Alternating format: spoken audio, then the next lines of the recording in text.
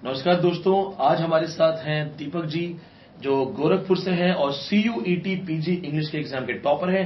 University of Delhi में join कर लिया और आज मुझसे दिल्ली में मिलने आए हैं। सबसे पहले दीपक बहुत बहुत स्वागत है। आपने कहा कि सर मुझे विश्वास नहीं हो रहा है कि मैं आपके साथ बैठा हूं। आज हम एक प्लेटफॉर्म पे हम बात कर रहे हैं। हमारी बातचीत हो रही थी दीपक जी से। दीपक जी ने अपने बारे में बहुत सारी चीजें बताई और ये बताया कि इन्होंने इस मुकाम तक रास्ता किस तरह बनाया है।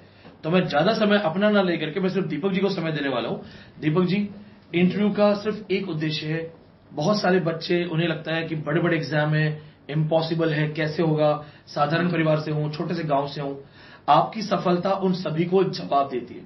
तो मैं ये चाहूंगा आप अपने बारे में बताएं, फिर आपने किस तरह एग्जाम की तैयारी की, इस तरह से सब सारी चीजें हमें बताएं। Firstly I would like to thank you sir कि आप इस पोर्टल पे मुझे बुलाएं। और सर आपसे मैं कभी सोचा नहीं था कि आपके पास बैठ करके बातें करूंगा। सर काफी अच्छा लगा सर। और सर मैं जिस बैकग्राउंड से आता हूँ, उत्तर प्रदेश के गोरखपुर के पास एक जिला है सर, संत कबीर नगर, छोटा जिला है। पहले एक जिला है बस्ती, उसका पार्ट हुआ करता था, अब नहीं है।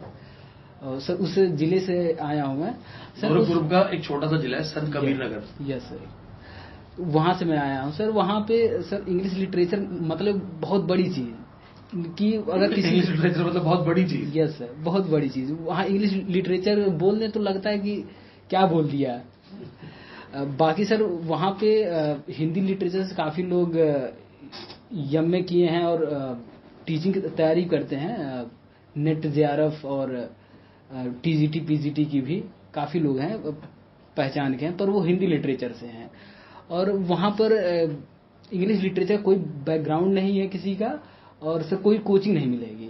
यहाँ तक कि मैं सर कोचिंग करने के लिए मैं इलाहाबाद भी गया था, लेकिन इलाहाबाद में सर मैं बहुत सी कोचिंग खोजा सर, इंग्लिश लिटरेचर की कहीं कोचिंग नहीं मिली। हिंदी लिटरेचर की मिल जाती थी, पॉलिटिक्स की मिल जाती थी, पॉलिटिकल साइंस की, और भी काफी कोचिंग है मिल जाती थी, लेकिन इंग्लिश लिटरेचर के लिए सर खोज डाला, कहीं मिली नहीं। तो सर फिर सर मैं आपका यूट्यूब देखा करता था अक्सर सर, मुझे बहुत अच्छा लगता था। मैं कंटेंट सर्च मारता रहता था, आपके जो प्लेलिस्ट है उसको देखा करता था सर, मुझे बहुत अच्छा लगता था। और सर मैं ज्वाइन करने से पहले ही, कोचिंग ऑनलाइन बैच ज्वाइन करने से पहले ही मैं एकदम श्योर था, डैम श्योर था कि मैं DU में जाऊंगा ही जाऊंगा सर। और मैं लोगों से अक्सर कहता था कि मैं DU जाने वाला हूँ। ये बहुत बड़ी बात है। मैं थोड़ा सा आपको रोकूं यहाँ पे। ये कह रहे हैं कि हमने क्लासेस ज्वाइन करने से पहले ही मैं अपने लोगों को, अपने दोस्तों को कहता था मैं दिल्ली यूनिवर्सिटी जरूर जाऊंगा, दिल्ली यूनिवर्सिटी जाने वाला हूँ। ये कॉन्फिडेंस कैसे आया? सर आप क्लासेस देखते हैं सर, आपका पढ़ाने का जो तरीका है सर लाजवाब है सर। अच्छा, मेरे पढ़ाने के तरीके में अच्छा क्या लगता है?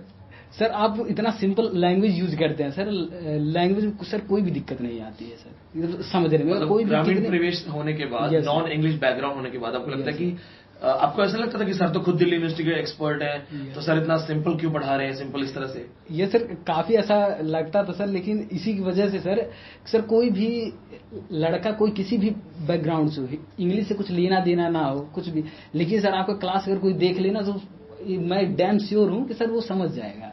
आप खुद इस चीज के सबूत है। Yes sir. मेरा प्रयास ये होता है कि मैं आसान भाषा में पढ़ा सकूं, और दीपक जी इसके बारे में बात कर रहे हैं।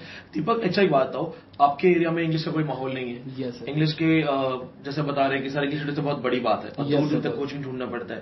तो आपने जब ग्रेजुएशन में इंग्लिश लिया लिटरेचर, तो उसका लेने के पीछे क्या रीजन था? ऐसा लगा नहीं कि खतरनाक सब्जेक्ट ले रहा हूं तो क्या होगा आगे? यस, स्टार्टिंग में तो लगा था सर, पर सर जब से आपका यूट्यूब देखना स्टार्ट किया तब से सर आसान लगता है। और सर एक चीज यहाँ पे बताना चाहूंगा कि मैं जिस कॉलेज में पढ़ता था सर, वहाँ पे इंग्लिश लिटरेचर के पूरे कॉलेज जहाँ पे मेरा सेंटर गया था वहां का भी अगर इंक्लूड करें तो 20 से कम ही लोग थे।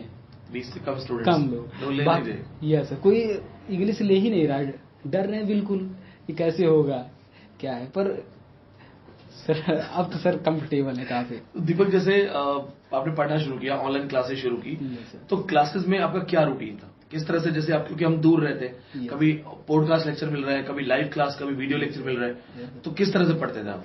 सर फर्स्ट ऑफ ऑल मैं क्या किया था, प्रिंट आउट लिया था यस सर, सिलेबस का। उसी के अकॉर्डिंग सर आपका जो आता था वो सीक्वेंस वाइज ही आता था, तो मैं शुरू से देखता जाता था और नोट्स बनाता था। और सर जो पीडीएफ देते हो तो सर कमाल का है सर। मतलब आपने सीक्वेंस वाइज पढ़ना शुरू किया। एक तरीके से हम ये कह सकते हैं जो आप कहना चाह रहे हैं कि जो जैसे आया सीक्वेंस से पढ़ता गया, सिलेबस से रिलेट करता गया, पीडीएफ के प्रिंट आउट निकालता। यस सर, जितने भी पीडीएफ सेंड किए थे आप सर, सबकी प्रिंट आउट मेरे पास है सर। उसको रिवाइज करता था, बार बार रिवाइज करता था, बार बार रिवाइज किया था। ये चीज बहुत जरूरी है। हम लोग भी एज ए टीचर बोलते हैं, आपको आपके टीचर्स भी कहते होंगे, revision is the key of success. जितनी बार रिवाइज करेंगे, वो बता रहे बार बार रिवाइज करते थे।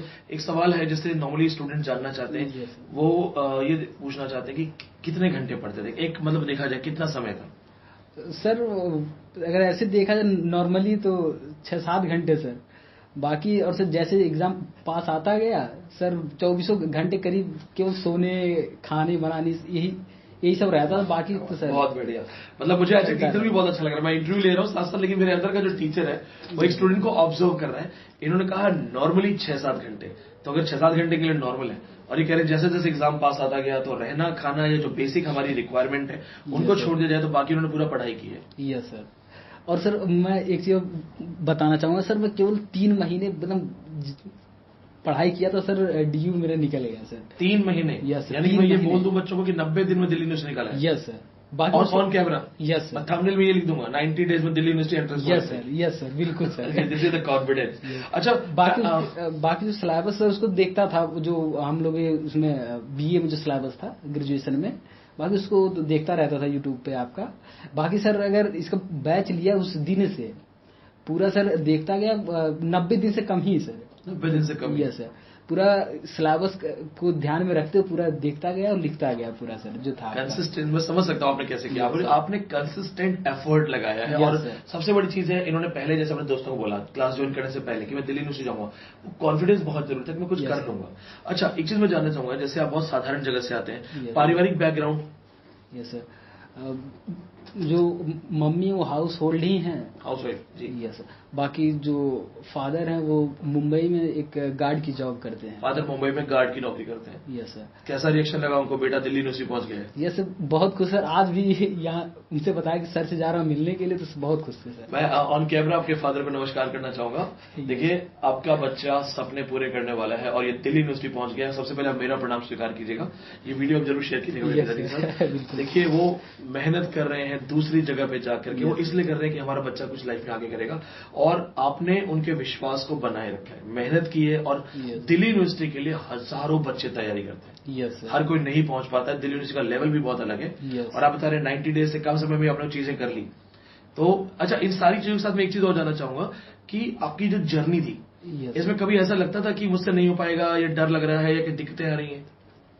ऐसे सबके साथ ऐसा होता है, जैसे जैसे एग्जाम पास में आता है कॉन्फिडेंस थोड़ा लो होता है, लेकिन सर अच्छा, डर लग रहा था तो क्या किया, मतलब पढ़ना कंटिन्यू रखा या? यस सर, पढ़ना सर कंटिन्यू रखा एकदम, बिल्कुल कुछ सोचना बाहर की चीजें बिल्कुल बंद हो गई थी। बाकी अब जो बहुत सारे स्टूडेंट जो देख रहे होंगे, वो जो रिलेट कर पा रहे होंगे, उन बच्चों को आप कुछ कहना चाहेंगे? बस यही कहना चाहेंगे, सर जो देते हैं लेक्चर, जिस सीक्वेंस में देते हैं उसको देखते जाएं, और जो लगे कि नोट करना चाहिए उसको नोट करें। बाकी पीडीएफ जितने भी सेंड करें सर, उसको बकायदा उसका प्रिंट आउट ले करके उसको रिवाइज करते रहें बार बार। आराम से दिल्ली यूनिवर्सिटी में हो जाएगा? बिल्कुल आराम से जाएगा सर। बहुत ही पॉजिटिव वाइब्स के साथ बातचीत हो रही है, और बहुत अच्छा लगा दीपक आपसे बात करके। दीपक जी ने जिस तरह से आपको सारी चीजें बताई हैं, क्योंकि अभी जब हम रिकॉर्डिंग करने वाले थे उससे पहले भी दीपक मुझसे लगातार डिस्कस करते कि सर दिल्ली यूनिवर्सिटी में सिलेबस ये है, मुझे किस तरह से पढ़ना है, क्या मुझे अप्रोच रखनी चाहिए, और सर मेरा आगे का टारगेट जेआरएफ है। ये एक जो जज्बा है, ये हम एक एस्पायरेंट में देखते हैं। वो आए, लेकिन आने के बाद भी हमारी जो बातचीत थी वो एक फोकस्ड बातचीत थी। अब वो ये नहीं देख रहे थे कि मैं दिल्ली यूनिवर्सिटी में आ गया हूं तो ठीक है, स्टेबल हो गया। जो दीपक से मेरी बातचीत थी, अब आगे क्या, वो बार बार मुझे पूछ रहे हैं अब आगे क्या, और जिसकी वजह से हम बहुत जल्दी मीटिंग करने वाले मिल रहे हैं। तो दीपक, मेरी तरफ से सबसे पहले बहुत सारी शुभकामनाएं, और मेरा पूरा प्रयास रहेगा कि अब दिल्ली में आ गए हो, मेरे सानिध्य में भी हो, तो बहुत जल्दी जेआरएफ हो जाए। Yes sir. इसके साथ बहुत बहुत धन्यवाद दीपक। Thank you sir. और दोस्तों, देखिए इन स्टूडेंट्स को, ये रियलिटीज आपको बता रहे हैं। मेहनत करो, अपने आप पे भरोसा रखो, क्यों नहीं होगा चीज, सब कुछ होगा, everything is possible. Just effort लगाओ। आप सभी को भी बहुत बहुत धन्यवाद।